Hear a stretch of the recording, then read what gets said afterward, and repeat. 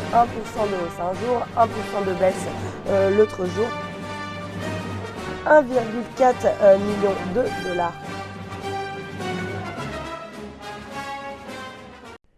Bonjour à tous et bienvenue sur Mon Financier pour la revue de presse de l'Écho. Nous sommes le vendredi 15 juillet et voilà, l'horreur à Nice. Pardonnez-moi, je suis bien incapable de trouver de mots suffisamment forts et justes pour exprimer tous les sentiments qui doivent passer par la tête des Français aujourd'hui, la détresse bien sûr, la peur, mais également la colère. Toutes nos pensées vont bien évidemment à toutes les personnes endeuillées par cet acte terroriste totalement ignoble. Pour le reste dans la presse, il faut bien continuer à travailler. On a revu le discours de François Hollande du 14 juillet, peut-être son dernier discours de 14 juillet. Même si il en a profité pour poser les bases d'une future candidature à sa réélection en 2017. Il a longuement défendu son bilan, insisté sur le bon cap pris et même reparlé de l'inversion de la courbe du chômage.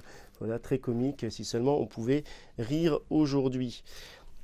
On continue à parler de ce discours et d'impôts. François Hollande a sans doute parlé un peu trop vite quand il avait promis qu'on raserait gratis en 2017 avec de formidables baisses d'impôts pour tout le monde. Hier, il a dû modérer ses propos. Je ne ferai de baisse d'impôts que si nous avons la certitude d'avoir une croissance supérieure à celle de l'année dernière. Le Brexit changerait la donne. Les promesses n'engagent que ceux qui les écoutent. En Grande-Bretagne, c'est donc un gouvernement de coalition que va mettre en place Theresa May. Elle vient de nommer Boris Johnson et David Davis, deux anti-européens, pour négocier le Brexit avec l'Union européenne. Avec ces nominations, Theresa May respecte avant tout le choix des électeurs, mais elle sait aussi que la négociation pour le Brexit va être difficile et douloureuse pour ceux qui vont la mener. Et on termine par cette histoire incroyable, le phénomène du moment Pokémon. Depuis une semaine, Nintendo a conquis des millions de joueurs sur toute la planète avec ce jeu mobile de réalité augmentée. Le cours de bourse de Nintendo a grimpé de 75% depuis le lancement du jeu.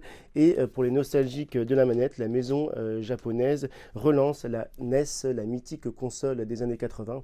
Ça nous fera pas trop de mal de retomber en enfance. Voilà pour la revue de presse de l'Écho. Il ne me reste plus qu'à vous souhaiter à tous beaucoup de courage dans cette période très difficile.